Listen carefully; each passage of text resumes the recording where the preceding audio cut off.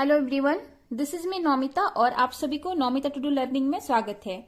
दोस्तों, आज का वीडियो में अभी हम लोग देखने वाले हैं सिटीजनशिप।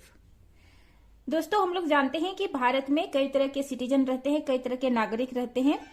कुछ तो भारतीय रहते हैं दोस्तों, भारत के नागरिक हैं, और कुछ जो बाहर के नागरिक हैं, बाहर के मतलब विदेशी हैं। तो इसके बारे में अभी हम लोग डिटेल में देखेंगे।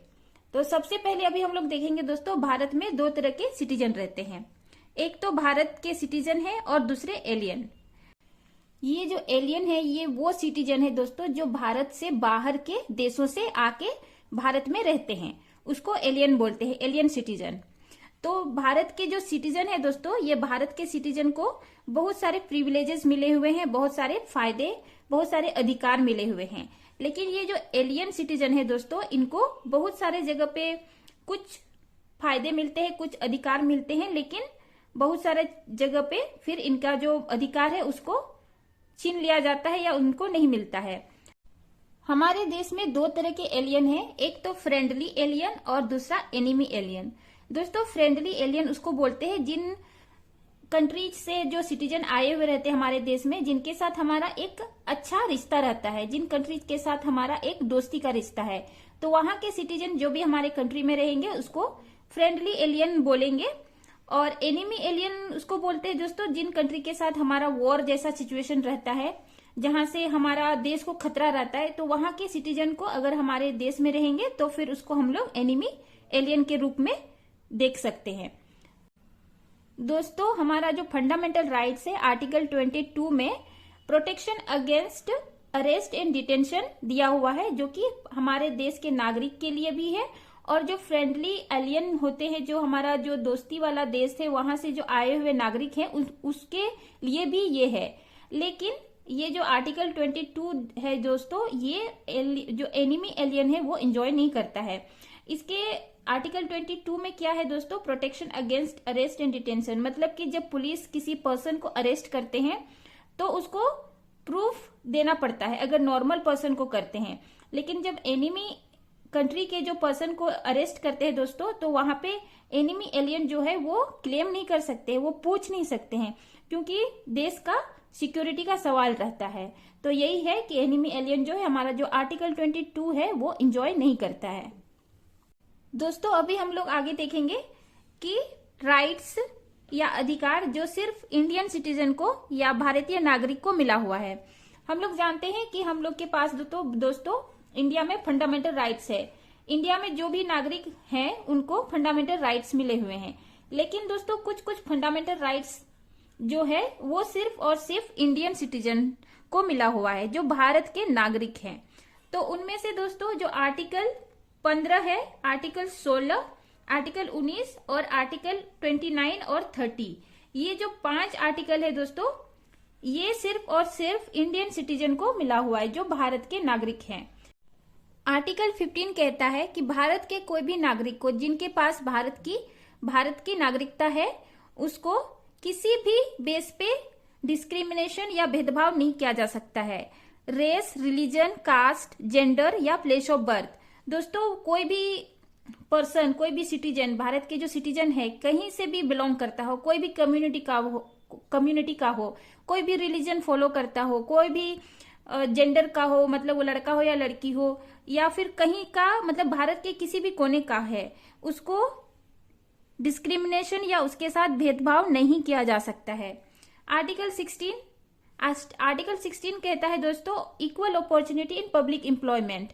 पब्लिक एम्प्लॉयमेंट में या गवर्नमेंट सर्विस में दोस्तों किसी भी पर्सन को मतलब उसका जो हक है वो छीना नहीं जा सकता है। आर्टिकल 19 जो है ये प्रोटेक्ट करता है 6 राइट्स को किसी भी सिटीजन का, भारत के नागरिक का।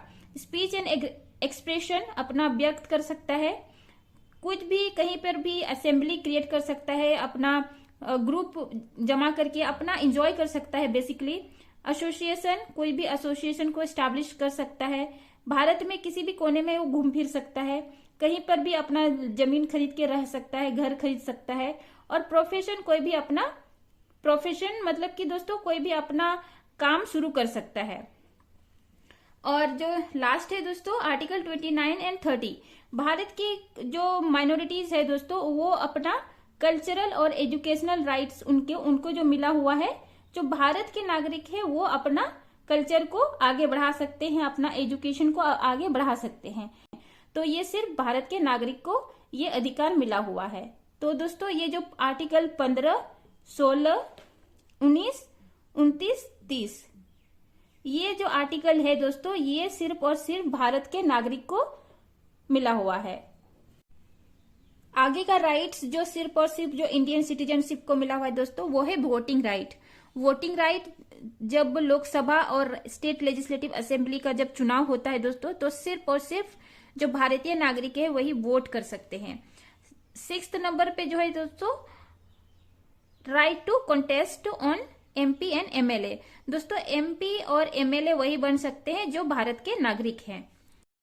दोस्तों भारत के जो ये बहुत सुप्रीम लेवल का ऑफिस जो है, सिर्फ और सिर्फ भारतीय नागरिक यहाँ पे बैठ सकते हैं, वो है प्रेसिडेंट, वाइस प्रेसिडेंट का ऑफिस में, जज of supreme court and high court, governor, AGI और AGS। दोस्तों ये AGI होते हैं अटॉर्नी जनरल ऑफ इंडिया और एडवोकेट जनरल ऑफ स्टेट।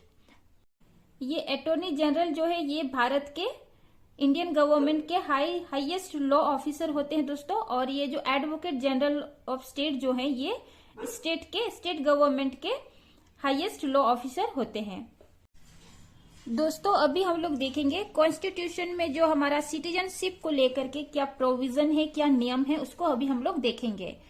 तो हमारा जो कॉन्स्टिट्यूशन में जो है दोस्तों, पार्ट 2 में सिटीजनशिप के बारे में बात करता है।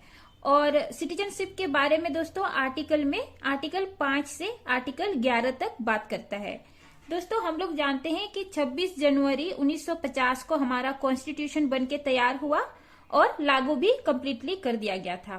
तो हमारा जो कॉन्स्टिट्यूशन है उसके हिसाब से 4 तरह का 4 कैटेगरीज के जो लोग हैं दोस्तों, वो इंडियन सिटीजन कहलाते हैं। तो ये जो 4 कैटेगरीज है, 4 कैटेगरीज है, उसको अभी हम लोग देखेंगे।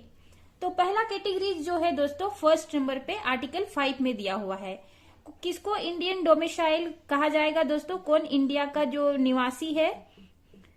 तो पहला तो है दोस्तों जो इंडिया में बोर्न हुआ, जो इंडिया में जन्म लिया, या ऐसे पर्सन जिनके माता पिता भारत में जन्म लिए, या तो फिर 5 साल से जो इंडिया में रह रहा है, वैसा पर्सन जो 5 साल से इंडिया में रह रहा है जब तक कि कॉन्स्टिट्यूशन को मतलब कि अनाउंस कर दिया गया, कॉन्स्टिट्यूशन बनाया गया, जो कि 26 नवंबर 1950 में। तो दोस्तों उससे पहले 5 साल से जो पर्सन इंडिया में रह रहा है, ये लोग इंडिया के निवासी है, जो कि आर्टिकल 5 कहता है। दूसरा हमारा कॉन्स्टिट्यूशन में प्रोविजन है दोस्तों, जो इंडिया का जो नागरिक कहलाया आर्टिकल 6 में। आर्टिकल 6 कहता है दोस्तों, जो पर्सन जो व्यक्ति पाकिस्तान से इंडिया में आता है, जो व्यक्ति पाकिस्तान से इंडिया में आता है और उनके जो पेरेंट, उनके जो माता पिता या उनके ग्रैंड पेरेंट, उनके दादा दादी नाना नानी भारत में अनडिवाइडेड, मतलब जब हमारा इंडिया और पाकिस्तान डिवाइड नहीं हुआ था उस समय में जन्मे थे या उस समय भारत में रहते थे, वैसा इंसान के बच्चे अगर पाकिस्तान से भारत आते हैं तो वो इंडियन सिटीजनशिप उनको मिलेगा या वो भारतीय कहलाएंगे। या तो फिर दोस्तों जो इंडिया में कहीं से भी इंडिया में अगर आया हुआ है 19 जुलाई 1948 से पहले, भारत में वैसा इंसान जो 19 जुलाई 1948 से पहले आया हुआ है इंडिया में और कई दिनों से बस ऐसे ही रह रहा था। तो जब हमारा कॉन्स्टिट्यूशन बनके तैयार हुआ दोस्तों 26 जनवरी 1950 में, तो उस समय उन लोगों को भी इंडियन सिटीजनशिप प्रोवाइड कर दिया गया था। या तो फिर जो 19 जुलाई 1948 के बाद जो व्यक्ति भारत में आता है और रजिस्टर करता है दोस्तों, सिटीजनशिप लेने के लिए भारत में रजिस्टर करता है, लेकिन इस रजिस्ट्रेशन के लिए दोस्तों उनको 6 महीना भारत में रहना था। इससे रजिस्ट्रेशन से पहले वो 6 मंथ से भारत में रह रहा है, तो वो रजिस्ट्रेशन के थ्रू उनको भारत का सिटीजनशिप मिलेगा। तो जो व्यक्ति 19 जुलाई 1948 के बाद आया भारत में, तो उनके लिए ये वाला प्रोविजन था, तो वो भारत के सिटीजन हैं। दोस्तों तीसरा जो कैटेगरीज है वो दिया हुआ है आर्टिकल 7 में। आर्टिकल 7 में कहता है दोस्तों, वैसा पर्सन जो पाकिस्तान में चला जाता है भारत से 1 मार्च 1947 के बाद। दोस्तों 1947 के बाद जो पर्सन इंडिया से पाकिस्तान में चला जाता है लेकिन बाद में वो फिर भारत वापस आता है, तो दोस्तों उस पर्सन को इंडिया का सिटीजनशिप मिलेगा, लेकिन उस पर्सन को 6 महीना भारत में रहना है और इसके बाद वो अपना सिटीजनशिप के लिए वो रजिस्टर कर सकते हैं। दोस्तों 4 कैटेगरीज के जो इंडियन सिटीजन हैं वो आर्टिकल 8 में मेंशन किया हुआ है।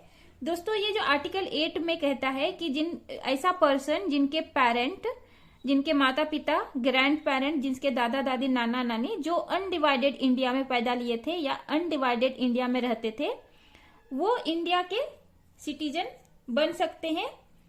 वो अगर रजिस्टर करेंगे रजिस्ट्रेशन के थ्रू और डिप्लोमेटिकली, मतलब कि दोस्तों होम मिनिस्टर को कंसल्ट करके वो इंडिया के सिटीजन बन सकते हैं। तो ये जो प्रोविजन है दोस्तों आर्टिकल 8 जो है वैसे पर्सन के लिए है जो ओवरसीज इंडियन है, जो भारत से बाहर रहते हैं।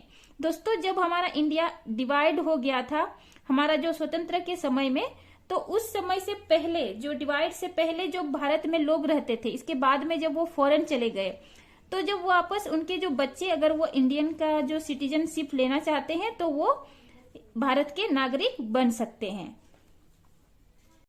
दोस्तों अभी हम लोग आर्टिकल 9 देखेंगे। आर्टिकल 9 में बात करता है दोस्तों, कोई भी व्यक्ति जब भारत का व्यक्ति है और किसी फॉरेन कंट्री का अपने पसंद से, अपनी इच्छा से सिटीजनशिप लेता है, तो वो भारत का जो नागरिकता है, भारतीय नागरिकता को वो खो देता है या उनका चला जाता है। आर्टिकल 10 बात करता है दोस्तों, पर्सन, व्यक्ति जो सिटीजन ऑफ इंडिया का उनको नागरिकता मिलता है, भारत का नागरिक सिटीजन बन जाता है, तो पार्लियामेंट उनके लिए लॉ बनाता है, कानून बनाता है। दोस्तों आर्टिकल 11 जो है पार्लियामेंट को पावर देता है कि सिटीजनशिप को लेकर के उसका एक्विजिशन, सिटीजनशिप किसी को प्रोवाइड करना या किसी का सिटीजनशिप को टर्मिनेशन करने का जो पावर है उसके लिए कानून पार्लियामेंट बना सकता है।